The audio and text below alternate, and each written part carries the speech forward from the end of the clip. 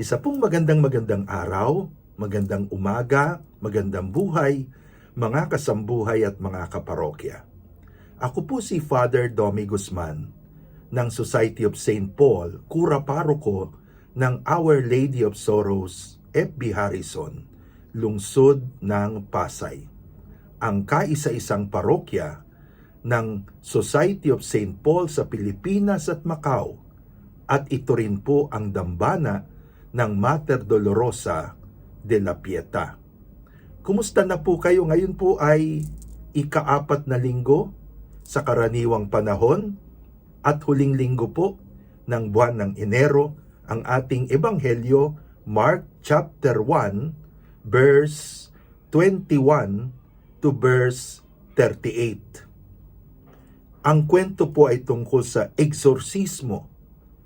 Ang isa sa mga unang eksorsismo na ginawa ng Panginoon sa loob ng sinagoga ng Capernaum, araw ng Sabat. Ito pong kwentong ito ay ating pong mababasa pagkatapos ng pagtawag ng unang 4 na alagad ng ating Panginoon. At dito, binibigyan ng Panginoon ng linaw, clarity, direksyon, patutunguhan at organisasyon ang kanyang misyon. Ayan, hindi lang po araw-araw gumawa ang Panginoon. May organisasyon, may direksyon, meron pong nais na ma-accomplish ang kanyang misyon. First of all, mula po sa kwento natin sa araw na ito, nililinaw ng Panginoon sino ba siya sa kanyang pagmimisyon at para saan ang kanyang misyon. Pumasok si Jesus sa loob ng templo ng sinagoga, nangaral at nakilala bilang isang rabay, isang nagtuturo ng batas at ng mga propeta, at nagbibigay din ng kanyang komentaryo at interpretasyon. Sa ganitong pamamaraan, kinokonek po ng Panginoon ang Old Testament at ang kanyang misyon na may binibigay na panibagong emphasis, panibagong interpretasyon sa mga batas at propeta ng Old Testament. So, yan po ang numero 1 klinaro ng Panginoon. Siya ay isang rabay, isang teacher of the law. Yan ang inassume niya na malinaw na identity sa kanya pong pagmimisyon. Pangalawa, pinapakita ng Panginoon na ang kanyang misyon ay para sa lahat. Kaya nga ang pinili niya na headquarters ng kanyang misyon ay Capernaum. Ang Capernaum po kasi ito ay daanan ng mga naglalakbay mula Syria patungong Jerusalem, mula Jerusalem patungong Syria, Damascus. Therefore, nandito yung istasyon ng mga senturyon. Humigit kumulang 100 mga sundalo ng Roma at nasa Capernaum din po ang post ng tax collector. So, strategic nais ng Panginoon na ang kanyang pagiging rabay ay hindi lamang sa Nazaret, kung hindi rabay na magtuturo sa lahat ng uri ng tao. Hudyo man o yung mga taga Damascus o yung taga Jerusalem. So therefore, nandun ang opening sa Jews and Gentiles. Pangatlo, pinapakita po ng Panginoon dito sa kwentong ito na meron pong threefold work. May 3 bahagi ang kanyang misyon. Threefold task. No? Unang-una, namangha ang mga tao sa kanyang pangangaral. Teaching. Pangalawa, ay talaga namang yung mga tao ay na-amaze, no? Sa kanyang mga pagpapagaling. So, teaching, healing, pero pangatlo, ang mga tao din naman ay naging saksi ng kanyang pagpapalayas ng mga demonyo na kanyang binigyan ng kautusan at ito naman ay tumalima sa kanya. So yun po yung threefold work ng Panginoon: teaching, healing, and exorcism. At dito po sa kanyang pangangaral na ito, dala-dala niya ang kanyang dalawang mahalagang katangian. Una, tinawag siyang Jesus of Nazareth, ang kanyang pagkatao, at Holy One of God, ang kanyang pagkadiyos. So si Jesus nagmimisyon bilang Jesus of Nazareth, tunay na tao na may pangunawa at karanasan sa ating pagkatao, at tunay na Diyos, Holy One of God.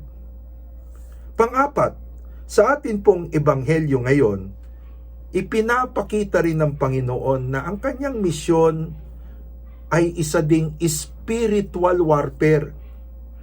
Kung siya ay pumunta rito upang iligtas ang mundo, hindi lang sa kasalanan, kung hindi sa mismong gumawa, pinagmulan ng kasalanan, walang iba kung hindi ang dyablo. Makikita po natin sa ebanghelyo ngayon na sa ika-4 na puntos, ang misyon ng Panginoon is a spiritual warfare. Mapansin po natin na yung dyablo ay nagbigay ng banta sa Panginoon. Sabi niya, have you come to disturb us? Para ba sinasabi niya sa Panginoon, marami kami. Hindi lang sa marami kami, kung hindi hawak ko itong taong ito. As, ako at siya. As, ako at yung taong yan. So, nagbabanta ang demonyo sa kanyang kapangyarihan. No? Maliban dyan, sinisikap ng demonyo na patigilin ang Panginoon. No? Sabi niya, I know who you are, kilala kita.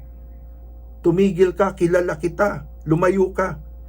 The diablo, the demon, was trying to silence Jesus. Subalit, hindi po nagpatahimik ang Panginoon. Kaya nga po, alam nyo, ang simbahan, dapat hindi rin nagpapatahimik yan. No? Kailangan mag-ingay. Huwag kang padadala sa mga nagpapatahimik. So, instead na tumahimik ang Panginoon sa bantaan ng dyablo, sabi niya, quiet. Ikaw ang tumigil. Tumigil ka. Tumahimik ka. Yung pong salitang quiet na ginamit ng Panginoon, ang ibig po sabihin nun ay be muzzled. Be muzzled. Ganon, no? Ito yung salitang ginamit ng Panginoon upang pahupain din ang mga elemento. Ang malakas na ulan, ang malakas na ihip ng hangin, ang bagyo sa dagat, pinahupa ng Panginoon. Quiet. So ang devil ay isa ding elemento sa harap ng Panginoon. At dahil po dyan, pinatahimik niya ito, sinikap ng demonyo na for one last time ay nagkaroon ng struggle. Kinonvulsed niya yung tao pero hindi siya nagwagi, no? So ganun din po tayo, no? When we come to the mission of the Lord, it is a warfare. Ito po ay pakikipagtunggali, no? And then of course, sa bandang dulo, nakita ng mga tao a new authority, a new kind of doctrine. So ito po palagay ko ang napakagandang balor ng atin pong gospel reading for this 4th Sunday of Ordinary Time. Hindi lang po gumawa ang Panginoon, ang kanyang gawain ay mayroong identity, siya ay teacher, ang kanyang gawain ay may coverage for all, kaya nga sa Capernaum, the best way to be able to influence Jews and Gentiles. Ang kanyang gawain ay may 3 sangkap, teaching, healing, exorcism. Oh? At ang kanyang gawain ay isang warfare. Yan po ang mahalaga din sa ating buhay. No? Huwag lang po tayong parang water lily na bawat araw gumigising nagpapakahirap, nagpapagod. Ang mahalaga, tularan po natin ang Panginoong Hesus. Dapat malinaw po, malinaw para saan, para kanino ang ating paggawa. Not simple work, but work that will have impact. Work that will have direction and determination. Sana po nakatulong, nakapagbigay ng liwanag itong atin pong pagkagising sa umaga. Kaya po paki-like, paki-share, paki-post, paki-repost sa inyo pong timeline at sa timeline po ng inyong mga kaibigan with their permission, of course. And then, syempre po, paki-promote naman po ang atin pong Facebook fan page na Pagkagising sa Umaga, at maliban po dyan ang atin pong YouTube channel na Domi Guzman. Sa linggo pong ito ng umaga, nais nating batiin lahat kayo, pero with emphasis ang ating pong mga virtual parishioners mula po sa mga Pauline Institutes at mga kaibigan. Binabati po natin si Tony at Lourdes Choa, Brenda Willie Reyes and family, Nini and Abel Licaros and family, si Butch at Julie Go and family, Chato Dolot, Bay and Chewy Yap, Ina at Ian Ramos. At syempre po, sa araw na ito, binabati natin ang mga nagre-retreat na Pauline Instituto Santa Familia, ang institute po ng mga mag-asawahan at nakatanggap ng sakramento ng kasal. At ngayon sila po ay may mga vows sa Pauline family.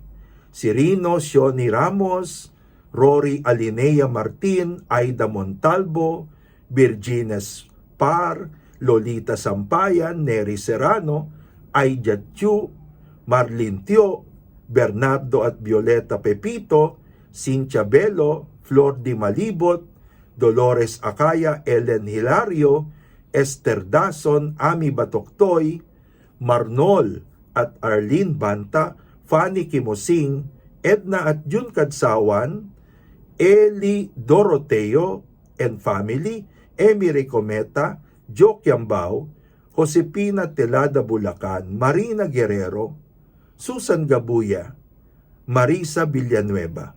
Gayon din po sina Agnes at Carlos Hau, Carmela Estrada, Hermie at Christy Sanchez, Mati Benavides at Ludi Ocampo. Binabati po rin natin at pinagpapala ang ISF America, sina Rachel at Roy Quinto at ang kanilang mga kasamahan.